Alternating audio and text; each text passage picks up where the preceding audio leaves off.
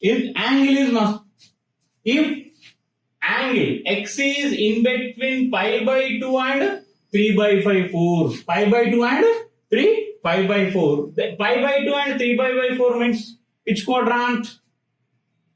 Second quadrant. In which quadrant? Second quadrant. Then cos inverse of given function is equal to find out చేయమంటాను. ఓకేనా?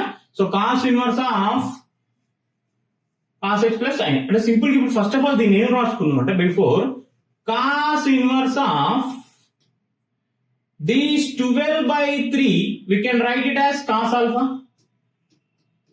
cos x plus this 5 by 3 we can add it as sin alpha into sin x.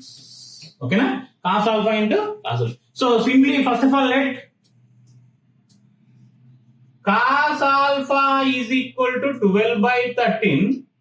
Next sin alpha is equal to 5 by 13. So then tan alpha is equal to, how can you write? 5 by 12. Tan alpha is equal to 5 by 12. Okay? Tan alpha is equal to 5 by 2. So alpha is equal to, when you write tan inverse of 5 by 12. Tan inverse of 5 by 12. Alpha is equal to tan inverse of 5 by 2. So then you can write cos inverse of cos A cos B plus sin A sin B.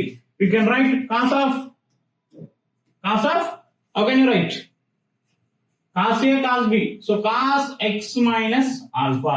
Cos x minus alpha. So cos x minus alpha means cos inverse cos get cancelled. Final answer is x minus alpha. So alpha is what? X minus tan inverse of 5 by 12. X minus tan inverse of 5 by 12. Okay na? So simply we can write x minus tan inverse of 5 by 12. Okay na? So this is the final